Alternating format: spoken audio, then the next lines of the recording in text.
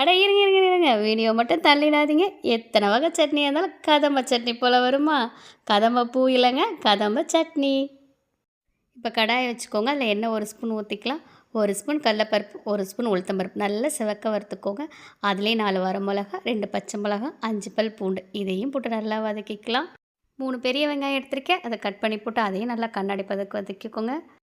2 தக்காளி எடுத்துக்கலாம், குட்டி குட்டியாக கட் பண்ணி போட்டு அதையும் நல்லா வதக்கிக்கோங்க. கொஞ்சமாக புளி போட்டுக்கலாம். கொத்தமல்லி தழை நல்லா ஒரு கைப்பிடி எடுத்துருக்காங்க. அதோட கம்மியாக புதினா எடுத்திருக்கேன். புதினாவோட கம்மியாக கருவேப்பிலை போட்டிருக்காங்க. இது எல்லாத்தையும் 3யும் நல்லா வதக்கி எடுத்துக்கலாம். இப்போ எல்லாத்தையும் நல்லா வதக்கியாச்சு. அடுப்பு ஆஃப் பண்ணிடுங்க. ஒரு முடி தேங்காய் துருவி எடுத்திருக்கேன். அந்த ஹீட்லேயே போட்டு இதையும் வதக்கிக்கலாம். டேஸ்ட்டுக்கு ஏற்ற மாதிரி உப்பு போட்டுக்கோங்க. அப்புறம் என்னங்க நைஸாக அரைச்சி எடுத்துக்கலாம். இப்போ இந்த சட்னிக்கு ஒரு தாளிப்பு கொடுத்துட்லாங்க. ஒரு கடாய் எண்ணெய் வச்சுக்கோங்க. 1/2 டீஸ்பூன் எண்ணெய் ஊற்றிக்கலாம். கொஞ்சமாக கடுகு மட்டும் போட்டுக்கலாங்க. கடுகு பொரிஞ்சது சட்னியில் எடுத்து கொட்டிடலாங்க. அப்புறம் என்னங்க சுட சுட ஒரு 4 இட்லி வச்சு இந்த கதம்ப சட்னி சாப்பிட்டு பாருங்களேன். இந்த டேஸ்ட் அப்படி இருக்குங்க. இந்த வீடியோ பிடிச்ச மறக்காம லைக்கை தட்டிடுங்க.